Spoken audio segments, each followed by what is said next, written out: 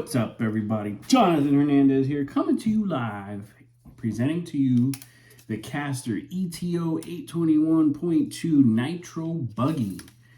I'm going to go over a quick rundown on the build so far. Just touch on some key points to help you guys get the best out of your kit while you're building it, okay? So as you can see, I got the rear end on, front end on, center, okay? I have another video that I put out about the center diff when you assemble it, and the spacing for the diff going back and forth needs to be shimmed so you don't have excessive play, because when you're running nitro and the brakes are hitting and the clutch is opening up, you don't want that center diff to get overworked and blow up the diff. When I say blow it up, I mean, the internals get hot, the oil burns quicker, the bearings will kind of get gritty from the movement, and your brakes won't be as precise. So if you do that shim, the back and forth play, you should be okay. Okay, that's for the center. Now, the main thing I want to talk about for the build in the front, okay? When you're assembling the steering rack posts, and then you attach the front clip onto the chassis, okay? Your first fit, you're gonna put the posts onto the chassis first. Oh, by the way, take notes if you have to, write it down. I'm not gonna write this out.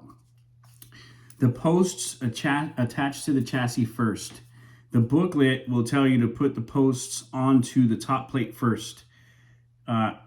I believe it's incorrect to do it that way. One, this is a plastic top piece. Even if it's a carbon fiber that you're using, that we have the upgrade for, you still want to put the posts onto the chassis first. Have the steering rack assembled, okay, and make sure that it has free play without the posts when you assemble it. Then you're going to put the rack onto the posts.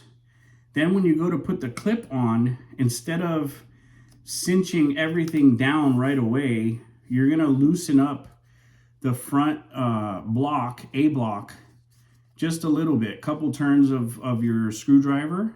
So when you go to put the screws in, you're kind of like gonna squeeze it together little by little, one screw, and have it cinched down. You're gonna notice when you put these two top screws into the post that the steering rack, okay, will have drag right in the middle, okay?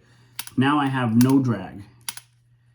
If you do it the way I'm telling you, in steps, little by little, and you sandwich it in, you put these on, you're gonna have no problems with your steering servo. The chassis is gonna get hot, all the parts get hot, and you're still gonna have a smooth steering rack, okay? If you don't do it this way, you're gonna notice that this is not true. This is gonna have a lag, and you're gonna try and loosen up these screws here to try and get that out. That's not correct. I have these locked, and I have it smooth, okay? So that's the tip of the day. And once you get it sandwiched in and everything fits itself nice and tight, don't forget to thread lock here.